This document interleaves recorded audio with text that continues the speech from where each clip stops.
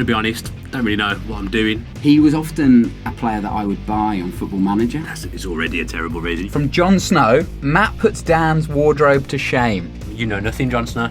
Look at him, the cat that got the cream. Ian Taylor said it was the worst thing he'd ever seen in his life. Monk, really, I know he's manager.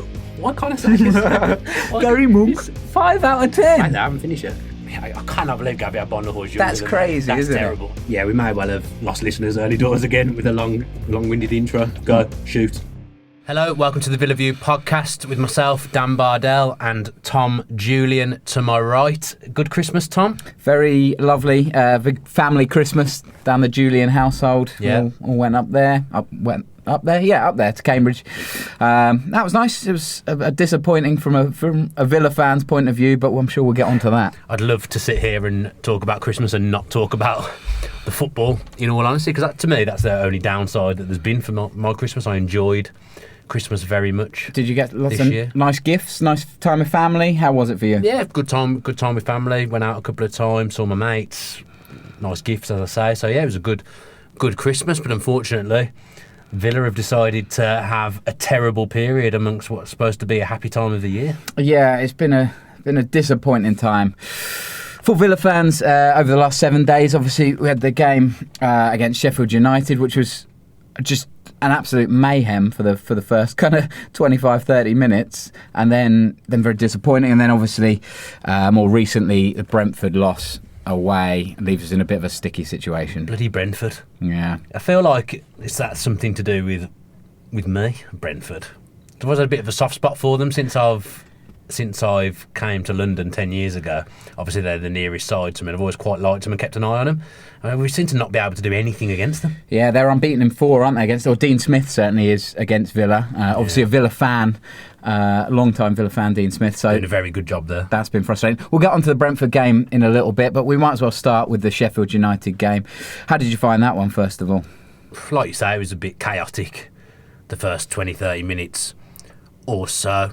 We scored the 2 goals and we should be in cruise control, but unfortunately that first goal that Sheffield United scored came very quickly after our second, so that put us on the back foot, damaged confidence a bit. I mean, to me, both goals were errors from Jedinak. Yep.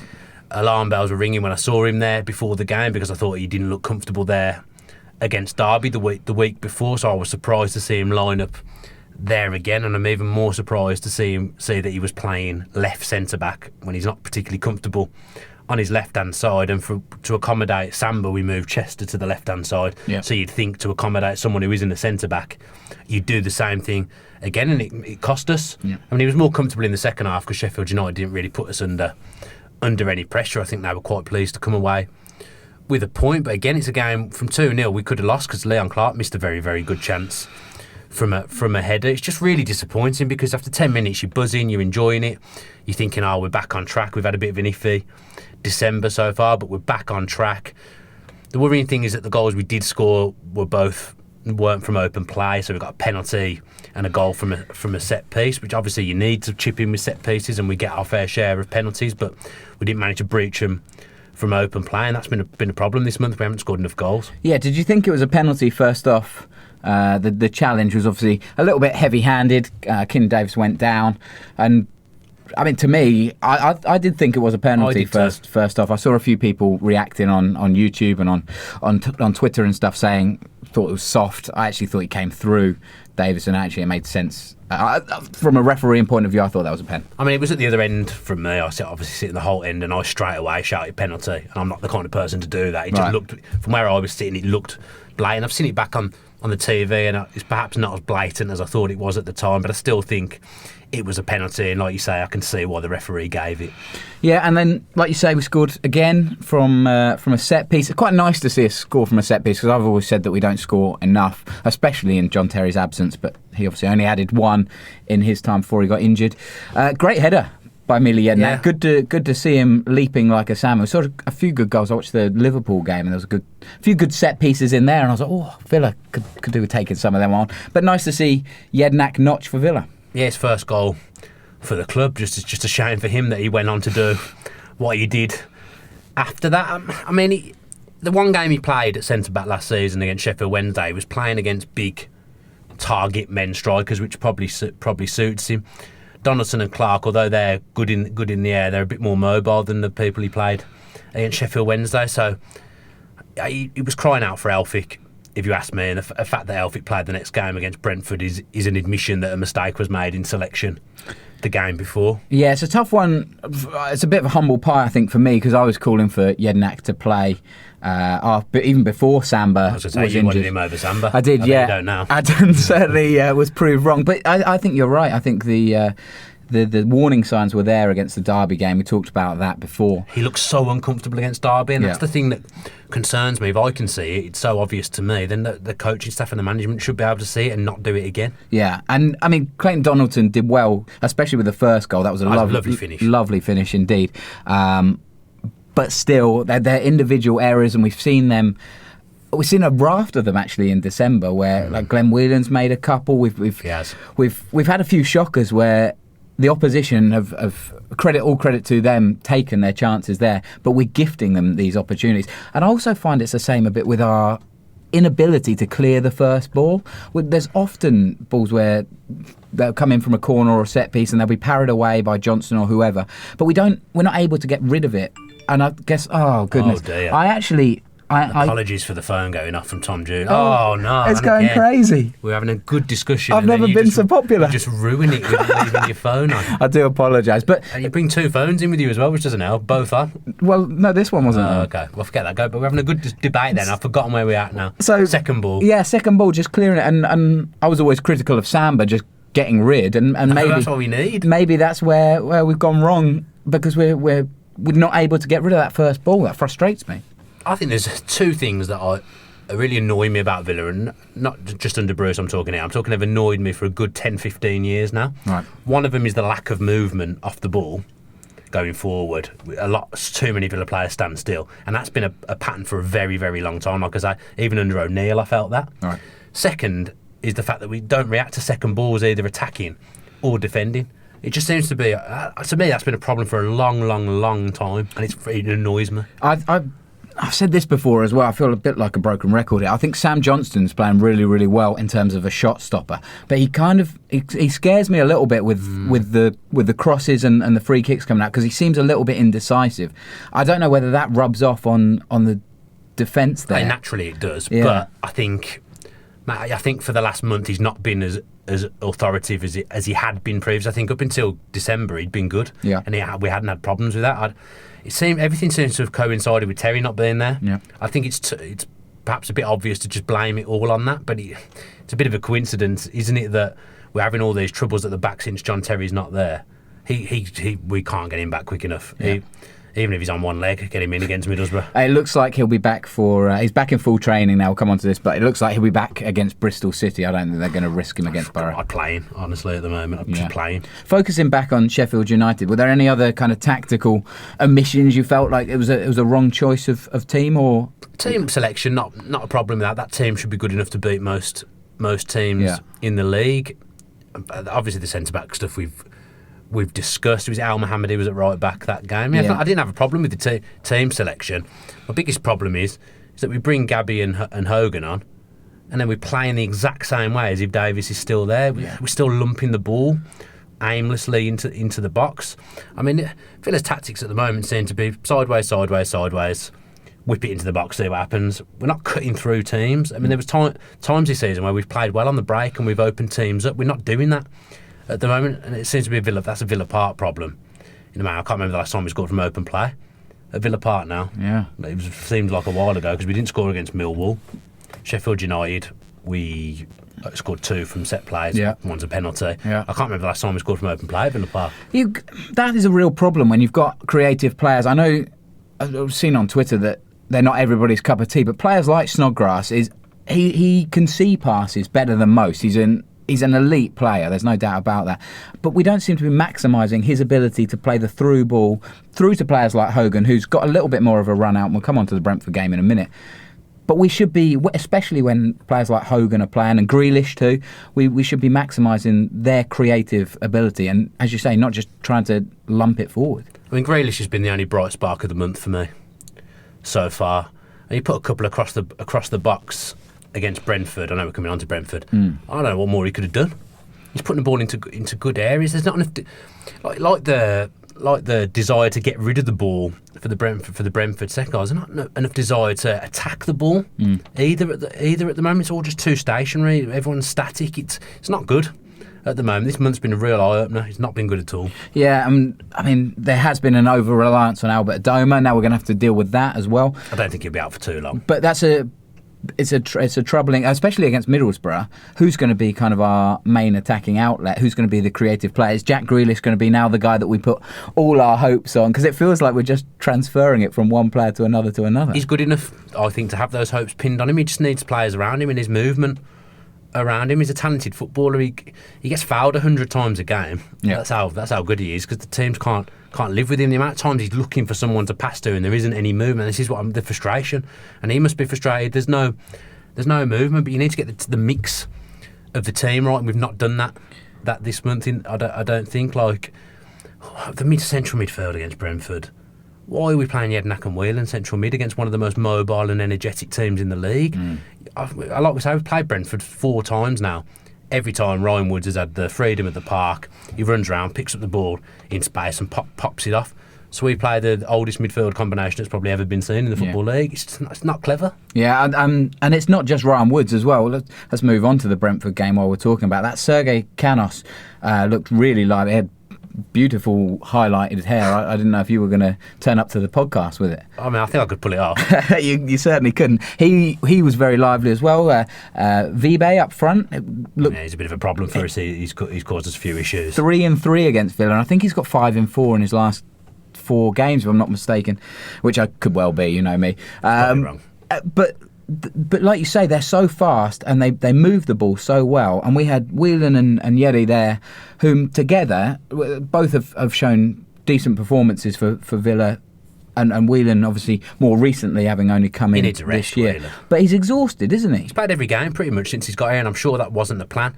I know you can't legislate for injuries, so Yednak's been injured, a lot Lansbury's been injured. So I'm sure Onema could have a game in central mid and it wouldn't harm us. Let's go for it a bit more, because playing defensive isn't working. Yeah. So let's attack. And we also changed up Hutton for El Mohammadi came out and Hutton came in there. That didn't seem to work as well as Bruce thought it might as well.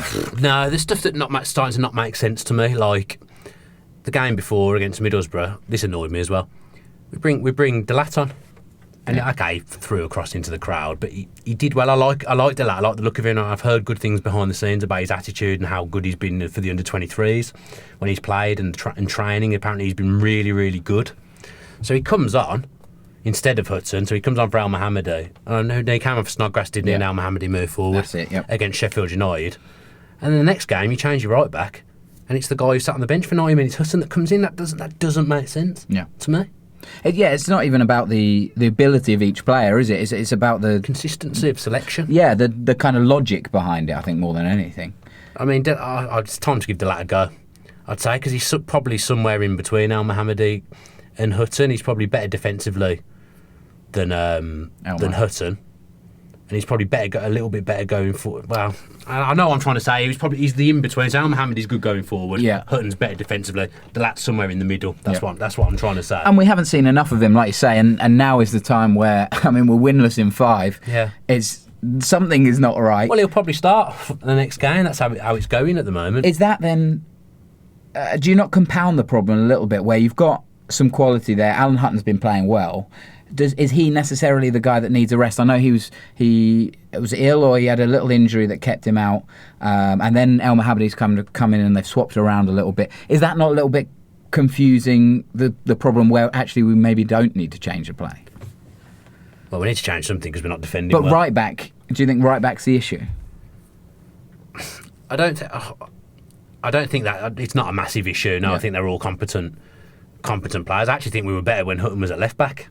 Funnily enough, now I really like Neil Taylor. I think he's been really good since he's come in, but he's not great going forward, which I think harms us at times, because you've got Adoma or Grealish, whoever's on the left at the time, cutting in, and then you've got Taylor on the overlap, and he isn't brilliant going forward. But then when we had Amavi, who was good going forward, we were terrible at the back. Yeah. So it must be really difficult.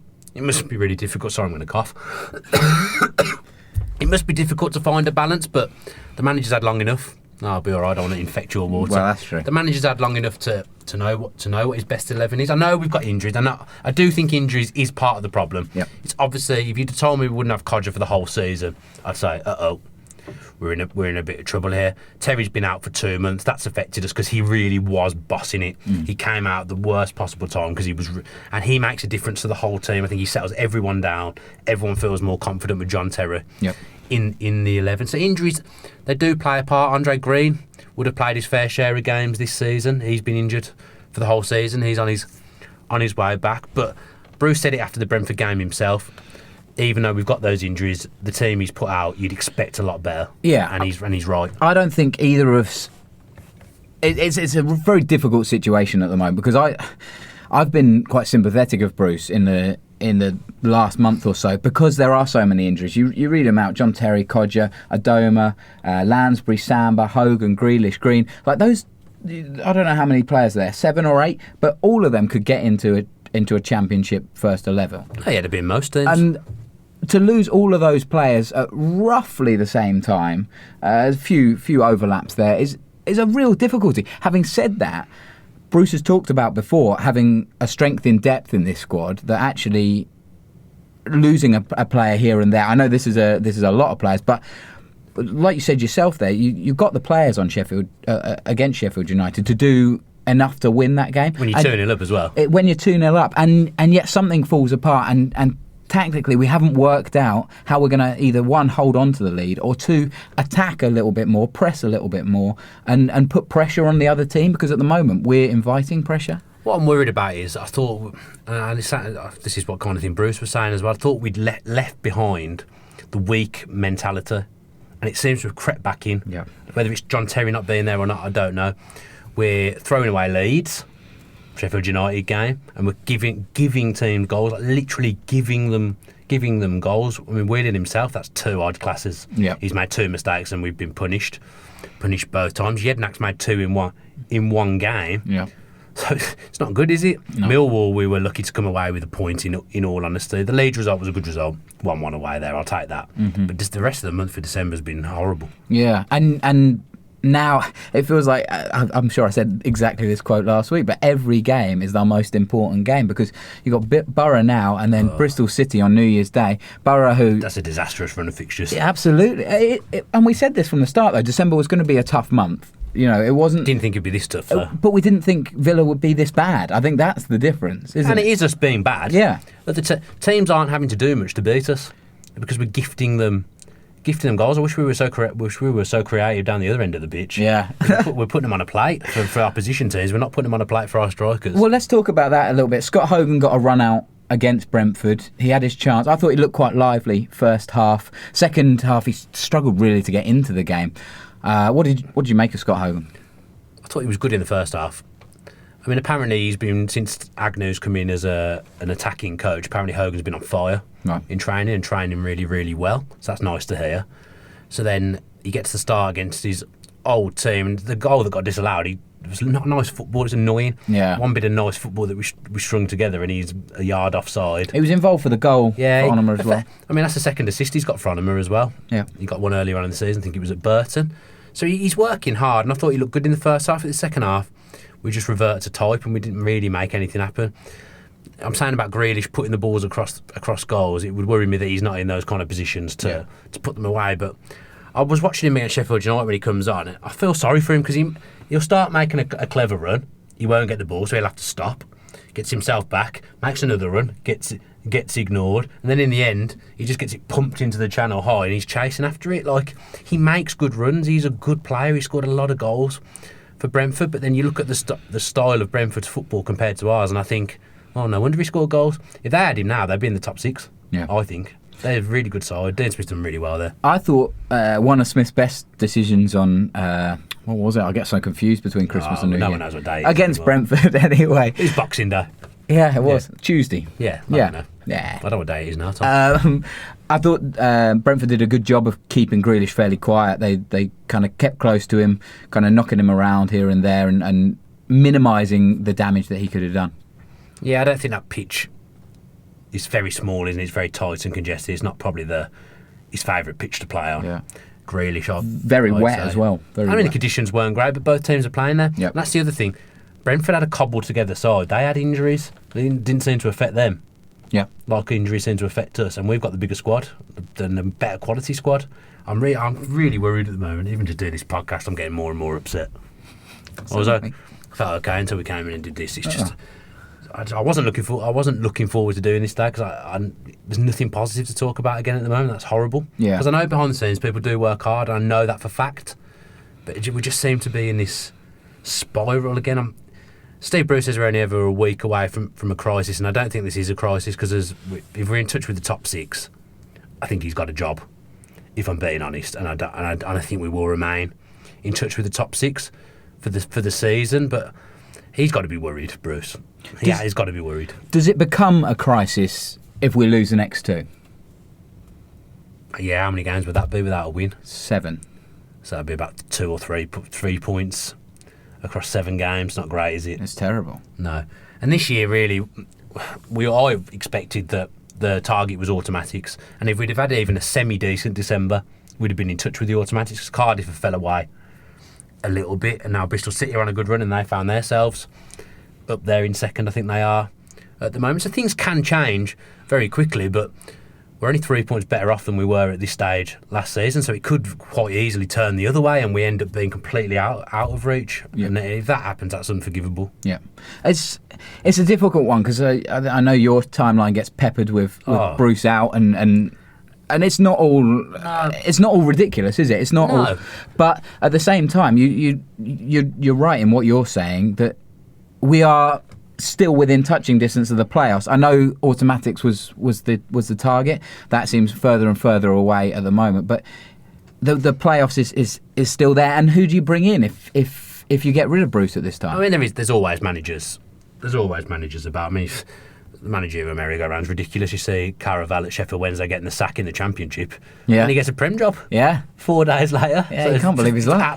Absolutely bizarre. I mean, that might be a bit of contingency. I was going to say for next season, perhaps if they. That's a tough job. If they find their way, they're not going to get it. They're not going to stay up Swansea. They've been mismanaged like we were. Yeah. Under Lerner, they've got all kinds of problems.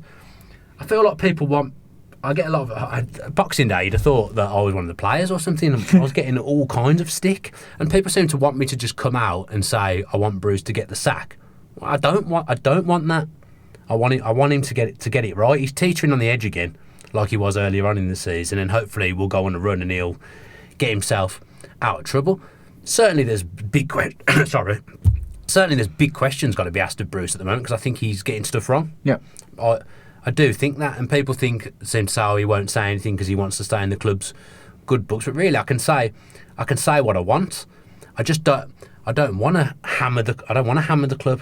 That's not what I'm about. That's why I've never been like that, and I never want to do that. I'm obviously questioning Bruce because we're on a bad run. Yeah. But I'm never going to come out and say let's sack him because I don't necessarily think that is the answer because it could be worse if we get rid of him. I genuinely don't know what to say or think. It's a very, very tough decision. It's not tough decision, but tough position to be in because, like you say, no Villa fan wants to be criticising Bruce. We'd much rather be first and runaway leaders. But at the same time, this is a point where it really is do or die for Bruce at the moment, I think. You're in a tough run of form. You're 5 without a win. You've got 2 more very tough games. Then you've got an unwanted FA Cup game against Peterborough, which is one of those kind of banana skins games. Just write that. I was forget that. Peterborough are a good side, but if we lose to if you win against Peterborough, it's like, well, you should have won. If you lose to them, then the pressure mounts, but we don't really need that anyway. You'll be a kids' team again. But then you're away to Nottingham Forest, home to Barnsley, and then away to Sheffield United. So you're looking at those 3 games and going, we should be picking up 5 points minimum. So you're saying that. I'm looking at that and thinking, well, we lost to Forest last year. We lost to Barnsley at home last year. If you're the team that you think you are. If you're the team that you... But when you're losing games, you suddenly every game you think, oh, God. But exactly. If you asked me to now do we've done our points predictions for each month and I was quite reasonably confident going into December. Yeah. If you asked me to do January now, it wouldn't be good returns. And I think that's another point where it kind of comes where it's so disappointing now is because we had such a good November, we were flying high, and it just feels like we've fallen off a cliff. Yeah. Sorry, I just want to go back to what I was saying before about the tweets I was getting. I just want to read a couple of the tweets that I got Go on. after the Brentford game. And bearing in mind, this is after I'd criticised stuff as well. Bardell cannot criticise. He works for the club. A man in Dan's position should be in Dr. Tony's ear telling him the majority of fans want Bruce gone. F the fame, Dan. Act now. What? I don't work for the club. I just do bits and pieces with ex-players. I'm not involved in the first team at all. So I don't know what that's all about. That's a bizarre tweet. And this next one is even worse. Yeah. Why don't you effing get in there and sort it? Or are you just part of the effing... I can't swear. Effing now covering for him. As long as you get paid, who cares if no Prem? Obviously, I want Villa to be in the Prem. Why would I not want Villa to be in the Prem? That was a ridiculous tweet. They are laughable. Aren't they? What do people... on the fan channel, what do people want me to do? Yeah, if you could let us know in the comment section what Dan can do to sort out the... Maybe you could play. That wouldn't Actually, help. no, that definitely would wouldn't help. Matt Lynch. I'd be good in the dressing room, though. Do you think? I'd get them galvanised in the dressing room. You did lead an inspired team talk when we were at Villa Park once. I'd be good in the dressing room. Get me in the put me on the bench. Just get me on the bench. There's probably a space on there at the moment because we've got enough injuries. Listen, in all seriousness, Dan can't do anything, and this problem is bigger than the Villa view. Funnily enough, it's one of those where something needs to happen on the training ground, away from the cameras, away from the fans. Even the team seems to need to get back together. Like you say, the confidence needs to rise, and maybe that will come with John Terry. And I think if it does, I think it will help. But if it does, it just shows the measure of how important John Terry is to this team and what a leader he really is, because he's never been in this position. Like, Chelsea have always been there or thereabouts. Obviously, they've struggled bits and pieces, but they're always winning things. Now, he's really got to galvanise this team, put the team first, lift them back up and gets fighting again. Well, he won't be happy with being at a team that's 8th in the Championship. No. He's an absolute warrior and a winner, and he won't settle for that. I think, I'm hoping it's going to turn around when Terry comes back and we'll go on a run again. That's my hope. Yeah. And everything will be rosy in the garden. In a lot of people's minds now, Bruce is dead man walking. They don't, and to be fair, probably for some it has been like that for a while. They don't want him here, and he won't change those people's minds. Yep. But we just need to go on. He needs to turn it round. The worrying thing for me is that he's an experienced manager, and I'd look at some of the team selections and tactical stuff, substitutions recently, and I'd find them odd. Yeah, that's a worry because he's an experienced manager. So in the last week, Sheffield United have taken Villa's place in the top 6. Aston Villa lie 8th on 38 points. Brentford are down in 12th, but only 4 points behind Villa. So it's very close between us and mid-table, only 4 points. Well, I'm looking at your laptop there. Fulham in 11th. They were not having a great season. Suddenly they're 3 points off us. 3 points off us, and obviously Christ. We are now 3 points ourselves off playoff football at the moment, and I think 9 points off second. Yeah, if my maths does right. Yeah, that's right. If you'd have asked me who I didn't want to face after a bad run, Tony Pulis would probably been one of the ones high up on my list because he hates Villa. Absolutely. And he will get them bang up for it. Gusted will come back into the team probably. Long ball merchant. Oh, it's got disaster written all over it, hasn't it? Tony Pulis in at Middlesbrough, and Middlesbrough currently level on points with Villa, a goal ahead of us in the table at the moment. So that's going to be a huge game for them. They're 2 games winning streak, and obviously they'll look at us and go, well, we can knock them down further and put some distance between themselves and us. That'd be the other thing. Sorry, that'd be the other thing. Some people will look at Gary Monk's available and say, let's get rid of Bruce and get Gary Monk in, but why? Yeah. What's he ever done? Yeah. He hasn't, so far, he's been the manager of a Leeds team that bottled it, in my opinion. Had tough ownership issues in Leeds, to be fair. Yeah, but they were in the top 6 for the majority of the season, and they really fell away. They really did. And they should have been getting top 6 that season, so they've bottled that. And he wasn't doing great things at Middlesbrough, who they've spent a lot of money. They have, yeah. They've spent a lot of money, and I'd argue that their side coming down was already pretty well equipped for this league. Mm-hmm. So that's the other thing. Like, I've seen some ridiculous managerial shouts on Twitter. I've seen people that think that genuinely we could go and get Ancelotti. Yeah. What planet do people live on? Oh, that is it. The girl who had five managerial targets. I think the only one that was actually available was Slaven Bilic, and the rest was Ancelotti, O'Neill, and a couple of other ridiculous ones in there. Bilic again. What's he ever done? Why would you want Bilic? I don't get it. No. At least you can.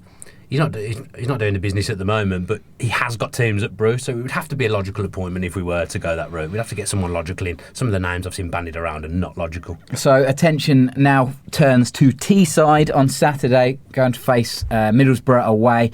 Two big bits of squad news or kind of rumour. One, John Terry doesn't look like he's going to be fit.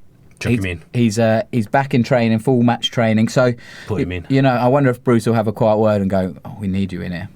Sorry, there was people distracting me walking around behind us. You asked me again. You'd throw him in. You'd throw John Terry in. Absolutely. He's done a few days training, playing. If he's in full contact training, then playing. Yeah. I think we will. Do you? Yeah. You thought he was going to come back a bit earlier, didn't you? Hoped for Sheffield United, didn't you? Wasn't I? Yeah. I know. Let me tell you, if he had been against Sheffield United, we'd probably won that game and be sitting here a lot happier. Yeah. And the other big news, or the big doubt at the moment, is Albert Adoma. Uncle Albert got a dead leg against Brentford, and he looks a doubt for the Borough game, especially with Bristol City coming in so soon after that. Do you think they'll rest him or risk him? Rest him or risk him? That's a nice little feature. I don't know. I mean, we don't really want to talk about this too much because otherwise no one will watch the match preview that we're about to do after this. I don't know because I don't know what his injury is. Depends on his injury. Dead leg. Yeah. I've had a dead leg myself before. They take a few days to recover from, maybe a week. Is that what you had off work? But I never got treatment when I had a dead leg. No, those were my rugby days. Was it? When I was a youngster. What position did you play? Wing. Well, I started off as a second row for those interested in rugby. And then they realised I had a bit of pace about me in my younger day and they stuck me on the wing. Right. And then I became a bit of a utility player, in all honesty, off the bench. I did a few games at fullback. Fullback, scary stuff at fullback in rugby. You're the last man, aren't you? Yeah, the last man. But I quite enjoyed that. In some ways, I did feel some of my better performances came at fullback. Really? But let's not do a podcast on my fleeting rugby career. Right, because it was fleeting. It was fleeting. It was only for a few years. Should we move on to a couple of tweets from Interesting management? Fact, though. Oh, go on. Not really a fact, but I actually enjoyed playing rugby more than I enjoyed playing football. Even though I love football and football is by far my favourite sport, I actually enjoyed playing rugby more than I enjoyed playing football. If we're going to go down this route, I had a similar fleeting affair with rugby, and when I was kind of 12 to 14, Did you play flanker? No, I used to play scrum half. Ah. But my dad was in charge of our local football team. I thought you said the rugby team. No. Scrum half. No, so I only played at school, and one of my best friends went to play rugby. He was into rugby, and he went and played for the local club. And I really wanted to go, but my dad was our football coach, and I didn't have the bottle to go and say I wanted to go play rugby instead of playing football. Oof. Yeah, interesting. So I carried on playing football, and look where it's got me. And this is the Villaview Rugby Podcast. Well, let's move on to some tweets, shall we, from the higher ups at Villa. Do you want to talk about these? Yeah. Tony Jarr tweeted after when was it? This week? Yesterday. Was it yesterday? A hectic work and business travel schedule month, just recovering from 1 week serious flu. Maybe what you had. I mean, I can relate to how he was feeling. Not enough free time and most time inaccessible to Twitter. Just kind of talking about why he hadn't been kind of in touch with the fans. Hopefully, it will also end the disaster month with a win. It's time for recovery. I mean, it's what you want to hear from Dr. Tony. He's obviously following what's going on. And he knows what's going on, and he's got eyes and ears. And it's time to send a rocket, isn't it, to be honest? Time to get him in for one of those chats. I think last time we came in for a chat, went on a good run. Yeah, didn't we? He's got hundreds of businesses, Dr. Tony. But just because he's not there doesn't mean I've seen a few people saying he's learner Mark too because he's not there. It's not true. It's not true. These people are busy men. Yeah, he's got people working for him at Villa who he trusts to do the work, and there's people there working very, very hard. I can assure everyone of that, but. People want him to come out, and people won't be happy unless he comes out and says, "I'm going to sack Steve." Yeah. People won't be happy until he does that. Some people, I don't know what they expect him to say. He's not going to be happy with what's going on, is he? He's not stupid. Yeah. And he won't be happy with what's occurring. He's put his money where his mouth is. So he's not going to be satisfied if he gets an inkling that we're not going to go up. I'd have said he'll change it, but unless we're out of touch of 6, I don't think there'll be a managerial change. Keith Winus also hit Twitter. Everyone doing all we can to get things back on track. All leave is cancelled and every hard question being asked. Together we must turn it around. Everyone knows that's the reality. Yeah, I like that tweet. Yeah. It's a good tweet from Keith. Yeah. Strong. I mean, that's all. Well, it's not all you want to hear. You want to see the results change. But for people saying that, that the management don't care and the structure, I don't know how anyone could think that at this point. It's a tough run. It's grim, and like Dan said earlier, it's horrible to kind of come in here and try and just talk about miserable games. But that's the way it is at the moment. We've got to. That happens in football, and you've got to brave it and then come out the other end and start pushing on again. The thing is, like, people think everything, it's as simple as sacking the manager and everything changes, and it's a big decision to sack the manager now. It's a massive, massive decision, and it won't be one that would be taken lightly. I feel sorry for people like Keith Winus who sat in the stands, because really, like us, is powerless to what happens on the pitch. And in some ways, I don't think Steve Bruce says, you know what I want you to do, lads, today?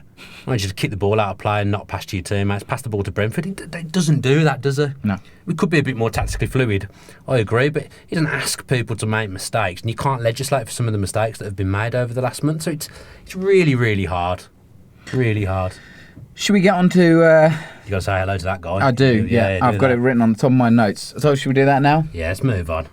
Let's go on to some comments and some Twitter questions, that kind of thing. Before we do that, shout out to Dave Alford and his young son Jacob, an 18-month-old villain.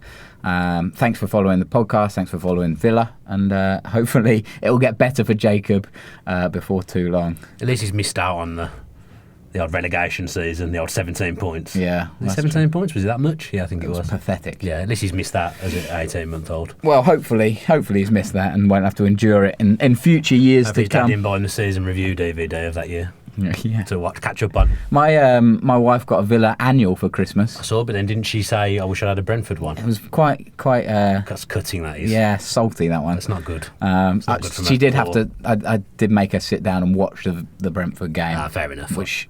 I mean, she got her book out. Angie's family. So I was at Angie's family's on Boxing Day, and they were all watching a film on the TV, and I was sat there with my headphones watching the game on my iPad Pro, and apparently I was apparently they were watching Jurassic Park. Apparently my actions during the game were quite appropriate to what was going on in the film at the time. Right. Do you wish that you watched Jurassic Park at this point? I'd already seen it. Right. Already seen it. The first one? No, the latest one. Oh, right. Yeah. Fair enough. There you go. Should we move on? That's what I did on Boxing Day. I was stuff in my face. Yeah. 17 roast potatoes. I ate a lot. I think I would shout out to Julian Senior, who probably brought the best Christmas dinner he's done in a few years. Well, yeah. Just to move away from Villa for a second. You have to. Because, I'm fed up of being upset about Villa. My mum did, I think, what I would say was her best Christmas dinner for years. Really? On Christmas Day. I was really, really impressed with it. I don't like turkey. So she got some beef, and the beef was sensational. We had both, actually. It was really seasoned to perfection. Yeah. I really, really enjoyed my Christmas dinner. And then I went to Angie's parents on Boxing Day, and her mum made probably the best roast potatoes I've ever had. Really? I don't often like throwing praise the in-laws' way, but I gave her an 11 out of 10. Wow. And then told my mum, you need to get this recipe, because you've been outshone, even though yours was good. Goose fat? I think she said she didn't put goose fat on them. Okay. Yeah. Fair enough. Do you go separate ways for Christmas? No. All right, okay. So Ange came to your family. It's my turn to have Christmas with my mum and Dad. But then you go year. on Boxing Day straight away? Yeah. Okay. Well, I went back Christmas night because of the rabbits. Oh, right, okay. Yeah. That's what I did. Rabbit life, isn't it? Yeah. All right, let's move on. David Payne, thanks for the podcast. Listening to you guys. Feels like it was about 3 years ago, the last podcast. Yeah, it does. It does feel a while ago. Thanks for listening to you guys. Really adds to a win and softens the blow of a loss. Not sure it does. Not today. Not sure it does this week. Steve Holland also saying podcast getting better and better. Thank you very much. Very, very kind. I don't know if that's true. I think it's getting worse and worse. Do you? No, I think we've had some iffy weeks. Peaks and troughs. There's been illnesses and there's been circumstances beyond our control. Yeah. But sometimes we forget. A good one today, discussing bad times, unfortunately. Though. I was on time. Somebody last week said that it should be my New Year's resolution to be better at timekeeping. Well, we're going to come on to New Year's resolutions. Oh, yeah, that's true. Jack Jennings, Hogan can be lethal in the Championship. We need to play to his strengths. I just thought that Grealish and Hogan link up for that disallowed goal showed what could happen if we played a nicer football on a more regular basis. Be nice to know, I know you mentioned Hogan banging him in training, to see whether Grealish is playing alongside Hogan and kind of being the one that feeds those against our defence, whether he's important in that. See if I can find out. Yeah, please do. I don't think I'll be able to. It was by chance I found out my Hogan information. Eyes Wide Shut says Bruce simply does not know how to use Hogan or have a style of play that gets the best out of him. I don't disagree with that. What was the point in spending over 10 million on a striker you cannot use? Do you think Bruce kind of identified Hogan and went, he's the kind of player I want, and thought that we might shape the team around him, and then Codger kind of came and really threw a spanner in the works? I think it's worth mentioning it's not just Bruce that chooses the players. Well, yeah, of course. There's a committee. But Bruce is a big part of that, isn't I think nothing gets done unless he says yes. Mm-hmm. I do think Bruce really wanted Hogan. I think that's how I understand it. Bruce actually really wanted Hogan. I think he thought Hogan and Codger as a two would work when he bought him, and obviously that's gone out completely out the window with Codger's injuries, and I think the emergence of Keenan Davis probably hasn't helped Hogan, and injuries haven't helped him either. So there's things that have happened. I'm sure Steve Bruce wants to get the best out of Hogan. I'm sure he wants us to play nicer football than we are. He's just got to find a way of making it happening, because at the moment it's not happening. Yeah, agreed. Eyes Wide Shut goes on to say, I do not trust Bruce with either transfer funds or to get the best out of players with ability. His record over the past year proves that to me. Dalian McGuffey. It's probably Dalian. Yeah. If we can't get results against the teams around us, then what hope do we have of going up? And it's not even just the result, it's how we're playing. We seem to take 2 steps forward one week and then 3 steps back the week after. I've never been a Bruce out guy, but seeing some of these performances is so disheartening. It genuinely looks like we don't know what we're doing. I think that's a really good point, actually. That's a good comment, to be fair. Yeah, it's worrying, isn't it? Because, I mean, if we were to go up, there's going to be such a change in the summer anyway, which worries me, because I just don't know what's going to happen. But at the same time, we're not beating the Millwalls, the Brentfords. These are the teams that we should be not making mincemeat of, because that does disrespect to the league. But we should be beating them with good performances. Well, Millwall drew 2-2 with Wolves on Boxing Day. At home. It's a difficult league. I've said this for months. It's a very hard league to get out, but we should be consistently performing better than the level that we currently are. Yeah, it's not so much. The results are obviously a problem, but it is performances that have worried me over the last month. Yeah. I thought that was a good comment, actually. A really good comment. Well done, Dalian. Mike Holmes. We need to finish in the top 2. Why are you saying names so weirdly today? Dalian, Holmes. I think it's Holmes, Tom. That's what I said. You said it really weird. Holmes. No, Holmes. Holmes. Like Sherlock Holmes. But there's an L in there. It's not. I'm sure Holmes. I'm sure Sherlock Holmes is spelled like that. Oh yeah, it is. Yeah. Yeah. All right. Mike Holmes. Train journalist there, Tom. Come on. We really need to finish in the top 2. I can write it. No, you just can't speak.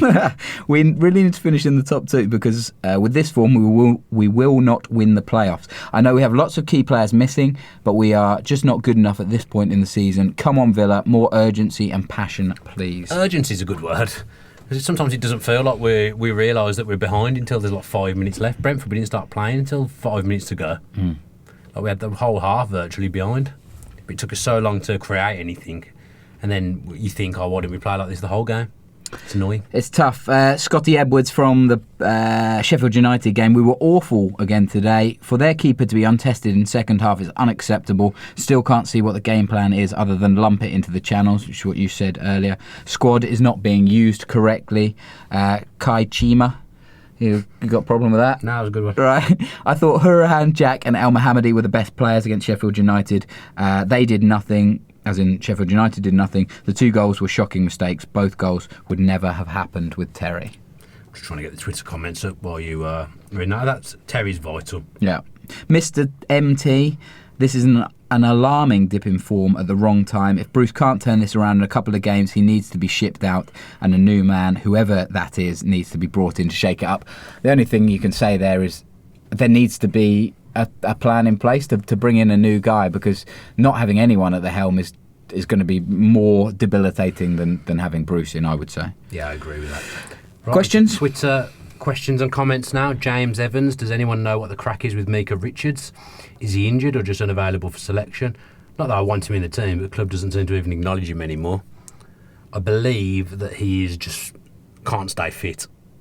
I believe he breaks down a lot in training. I do feel it's difficult to feel sorry for someone who's on big money, I'm sure, and that's what people will say, but I'm sure he wants to be playing. I'm sure he doesn't want to be sat there doing nothing every week. It was a terrible contract to give him in hindsight. And I was quite excited when he signed, but I don't think I quite realised the enormity of the wages and the 4-year deal. I think that was a bad move. Let's face it, that summer was a complete disaster. Yeah. We lost all the good players that we had and then did some very questionable things. Did you see Veretout in the Birmingham Mail was saying that he never really got on at Villa because he never made the pre-season tour and never recovered from there? No, I didn't say that. It's in the Birmingham Mail. Well worth a read. Listening to Jordan Veretout, who's doing very well at Fiorentina. Ben Redding, currently really torn on Bruce. The football has been poor, but we've been getting results up until the start of December. Lose the next two and it'll be hard to see him staying. I think that just shows how quickly things can turn. At the end of November, most people would have been relatively happy. Oh, yeah. I would have said. And the football was pretty good through November. There was some games. I know people also question the quality of our opponents, but we were playing really nice football against QPR and the like. Oh, the QPR game was brilliant. I don't know what's happened. Why can't we play like that every week? Yeah. Take your hand away. Oh, sorry. I thought can't hear you. Wonder what you would do. David Hunt, 80, says, I get miffed when fans get on the players' backs at home after letting 2-goal leads slip. Before we got relegated, the fans would try and get behind the team. Now, since relegation, the automatic fan set is to get on top of the team. Would be the same whoever is in charge. I think I agree with that. I do. It depends on who came in. I think if it was an exciting appointment, you get a stay of execution, wouldn't you? But it soon turns, doesn't it? Yeah, I mean, I'm just going through these Twitter comments and we've probably covered most of them. Linda Pallet here says, why are they charging full price with no discounts for so-called premium seats which are never occupied, i.e. Doug Ellis upper P5? I haven't got a clue. I haven't got a clue. Just probably asked the ticket office. I'm sure they're not going to give you a decent answer anyway. I don't know. But I guess they're charging them because they're premium seats. I haven't got a clue. I don't know. I don't work in the ticketing aspect. Sort it out, Dan. Yeah, have a word in Tony's ear. I'll get on it immediately. All right. Do you want to go on to competition time? Yeah, we've got a competition. I might leave this with Tom to send out, actually, because obviously I've got a bad track record. All right. No, not really. I'll do it. I'll sort it. There's got to be a silver lining after this week. Yeah, I apologise for everyone who's had to listen to that because it's quite grim. Some people might have found it quite soothing in a way to talk about it, but no, I didn't find it soothing. I think it's cathartic. I think you need to get it out. Oh, you're welcome. Yeah. Trained journalist. Yeah. So this is your silver lining. It is a signed copy of Darius Vassell's Darius Vassell's The Road to Persia. They're really struggling with names. Let's just put that there and you can do the rest of it. Yeah, so I met Darius Vassell on Saturday before the Sheffield United game. Do you know what I'm getting confused with Darius from X Factor? Or the Pop Idol? We'll get his book. We'll get his book as a prize next week. So basically, I interviewed him for Villa on Facebook Live. Go back and check that interview out. Actually, it was pretty interesting. Not from me, from Darius. I thought he was very, very interesting and a nice guy to meet. So he was there to sign copies of his book. So being the good egg that I am, I went and got one for the Villa View podcast watchers and Villa View subscribers. So basically, all you have to do to win this book is comment on this video on YouTube and say what you think would be good New Year's resolutions for Tom and myself. And the funniest one, the one that makes us laugh the most, will win the book. Did I explain that properly? I felt like it was all over the place. Comment on the video. A good New Year's resolution for the both of us, and you could win a book. Yeah, the one that makes us good. One that makes us laugh the most. Lovely wins. Front cover. Completely subjective to mine and Dan's opinion. So, good luck to you, iTunes listeners. You can obviously also comment on YouTube. You just need to set yourself up a little account. But let's say do it on iTunes as well if you want to win the book. We'll take a look on iTunes reviews. Yeah, they can comment, leaving a review, and then. Okay. And then answer the question for New Year's resolutions. That works. Well, that's good. Yeah, it might get us a couple more reviews. Yeah, I've not checked that for a while. No. That's good. So, I think that's it for the Villa View podcast today. 48 minutes of depression. But, if you like that kind of thing, then hopefully you've enjoyed it. Hopefully next week we'll be talking about a few points for the Villa, but I'm not going to have my fingers crossed. Yeah. If I'm being honest at the moment, I feel very downbeat. Next week will be a double game special as well. So we'll obviously recap the Borough game and the Bristol City game. Christ. 6 points in the bag. Yeah, easy. Up the Villa. Easy this championship lark. That's it, man. Yeah, thanks very much for watching. I hope you all had a really, really good Christmas, and I hope that you have a great New Year as well. Don't drink too much on New Year's Eve. I probably would. I don't know what I'll do. Gym life starts. Gym life starts 8th of Jan for me. Oh, 8th of Jan. Yeah, that's when all the gym staff come back into work. Right. Okay. So yeah, so no New Year's resolutions about us putting on a bit of timber. We don't want that, do we? Absolutely not. Let's think of something different. We get that from our wives. Yeah, we do. We do. Right, thank you very much. Have a happy New Year. Match preview for the Middlesbrough game will be out in the next 24 hours.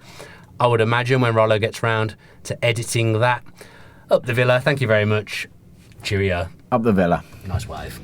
If you enjoyed that video, why not watch another? Click the video choices on screen now to go and watch them in full. Be sure to subscribe to the channel by clicking our logo there on the left. Easy peasy.